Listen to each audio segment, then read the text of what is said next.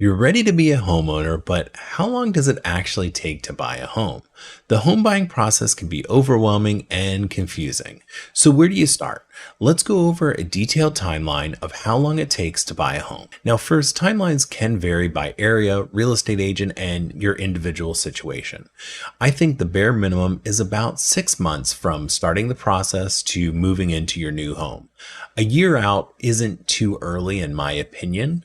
So I'll break this up into a few different modes. So the first one is discovery mode. And so we'll say that that happens within the 6 months to a year. This is where you're going to start researching homes, the real estate market, and getting financially ready.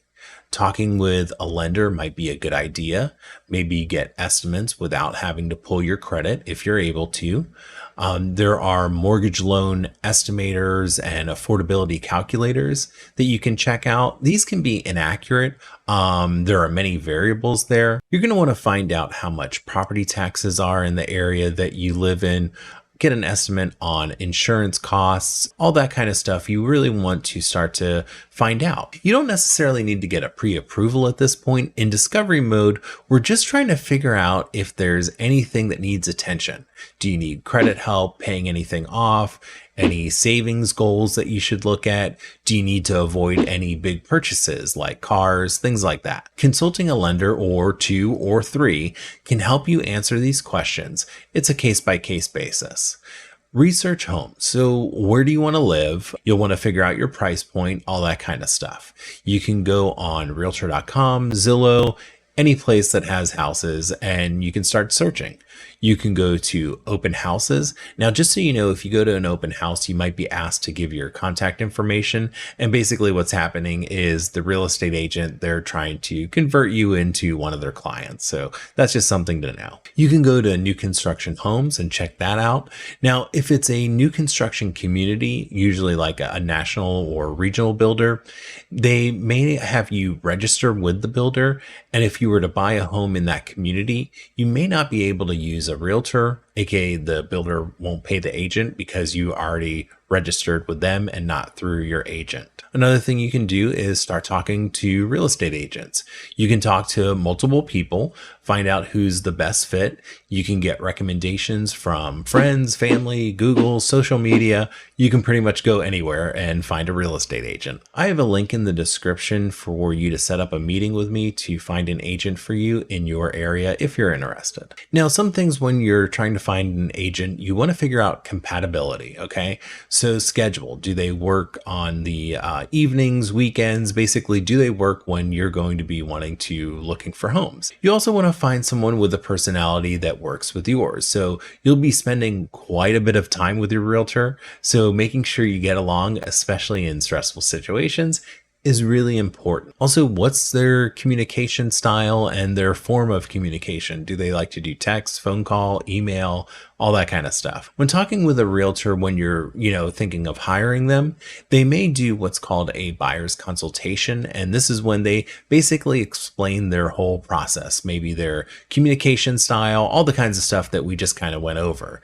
They might recommend a lender and other service providers like an inspector, homeowner's insurance agent, all that stuff. Now, you're able to choose whatever lender you'd like. Sometimes it can be helpful to go with the lender that your real estate agent suggests, because usually a realtor recommends a lender because they've had closings with them before and they know that that lender will get the job done. There are situations where realtors and lenders partner together, so sometimes they might get something out of the relationship. So for example, the lender pays for leads on Zillow or Facebook ads for the realtor, and then in return, the realtor refers the lead to the lender. And of course, I don't think there's anything wrong with this, but it's just something to know. If someone's pushing a particular lender on you, that could be the reason, who knows? But I do recommend talking with a few lenders to find out who the best fit is. You want to find out if they're knowledgeable with the kind of loan that you're getting, if you're doing like a down payment assistance program, anything like that. You want to make sure that they're familiar with all those kinds of programs because they do have lots of nuances. The next period is sort of like your action period, go time. It's time to find a home. And so for most people, it's between like 3 months and 6 months before actually moving into the home. That might change depending on your personal situation and also what your housing market looks like. So just check with your real estate agent to see, okay, if I want to move in June, when do I need to start looking for homes? Getting pre-approved if you haven't already. You want to verify how long the pre-approval letter lasts for. What's the process to update it? Do you have to pull your credit again? Some listing agents might require a pre-approval done within the last 30 days. So you just might want to find out from your lender how difficult it is to basically print a new letter out. Usually it's not too big of a deal, but sometimes they have to go through like a whole thing. And then when you're talking with your lender, you're going to want to find out closing cost estimates, your monthly payment, and get a range of estimates in, maybe a variety of locations. If you're looking in different parts of towns where maybe taxes might be different, things like that. Also, maybe there are different types of loans that you might qualify for. So you want a range of estimates for that as well. Now you get to the fun part where you can start looking for homes, right? So choose your realtor if you haven't already. You want to detail exactly what you're looking for in a home to your real estate agent. This process can take a weekend to find a home or a few months, depending on market conditions and your personal timeline. It could take 6 months or more. This is why it's good to talk with a real estate agent sooner than later. Low inventory could make it hard to find a home. Your particular price point could make it hard to find a home if it's like a competitive price point or there aren't a lot of homes available in that price point. If you have specific home requirements like 5 bedrooms, like if that's not popular in your area, or a pool, or having a lakefront home, things like that. You also might need to rearrange your normal schedule to fit with your home search schedule. In very active markets, homes go on the market and get an accepted contract in like 3 days. So check with your real estate agent to see what you can expect in your market. The home finding process can be a lot of fun, but also really frustrating.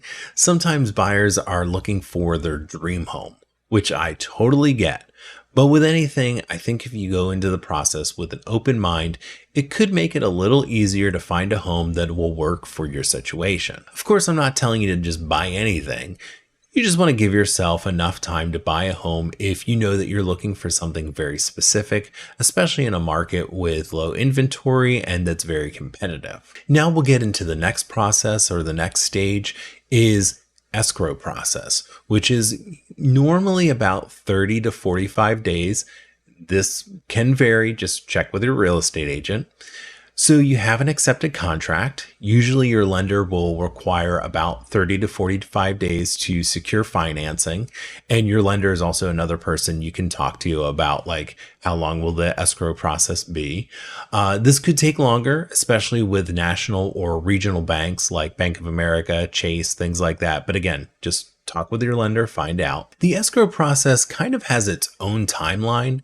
This could vary depending on your specific contract and what's the normal process in your area.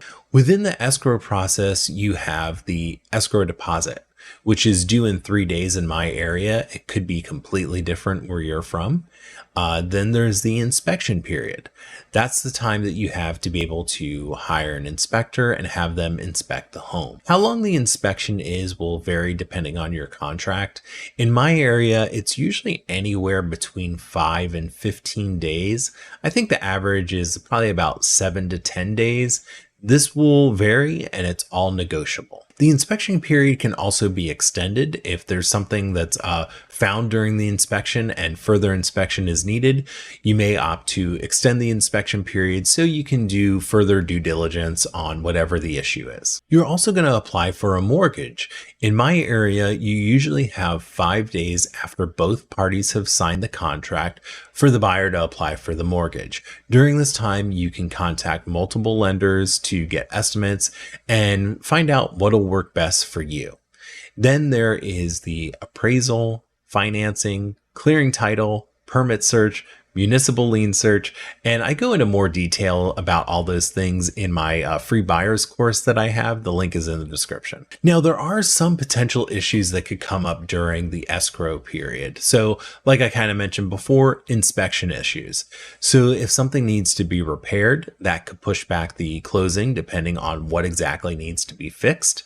If the appraisal comes back with repairs or if the appraisal comes up short, that could delay the closing. If there's an issue with the title, permit issues, or if there's a lien on the property, all these things could cause delays. Now, some of these are easy fixes that might only take a day or two. Some could take weeks depending on the situation. Discuss potential challenges like inspection issues, appraisal concerns, or required repairs with your real estate agent. For me, I try to get ahead of things. So after the inspection, I can sometimes already get a good idea if there's going to be some challenges ahead. I think it's really important to be flexible and prepared during this stage, which I know is very difficult because it's like this whole juggling act. There's all these things in the air, especially if you're selling a home as well, or if you have a particular time that you need to be out of your current home, if you're renting or something like that. And really any little thing is going to just mess everything up. So if you're able to be as flexible as possible, prepared as possible, have backup plans. So for instance, like if you're going to have to move out of your old place at a certain time, no matter what, then what's the other option? Are you able to negotiate that a little bit and change that up? Or are you able to maybe stay somewhere else for a little bit with family, Airbnb, whatever the case is? So you just want to, again, be flexible and prepared. As a real estate agent, one of my primary concerns is to close on time and with the least amount of issues.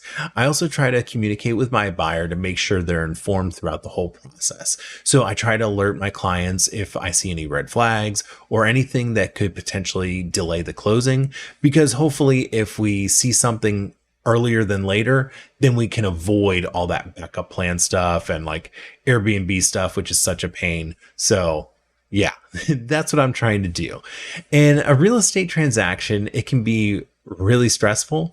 So I think planning ahead again and giving yourself plenty of time to close can be really helpful. So sometimes, let's say if you're renting, it may not be bad to, maybe let's say you have to absolutely be out of that place by June 30th. Maybe my goal would be to be closed by May 30th, for instance. Then you have a month to be able to move out of the old place. And then also if anything comes up, if anything's delayed, things like that, you still have a place to live. Everyone's situation will be different. I think it's best to start talking with a lender and a real estate agent sooner than later to come up with a game plan for your particular situation. If you want to learn about the steps to buy a home, check out this video or this playlist on the home buying process. Reach out to me if you have any real estate questions. My contact information is in the description below. Thanks for watching all the way through, especially if you're a subscriber.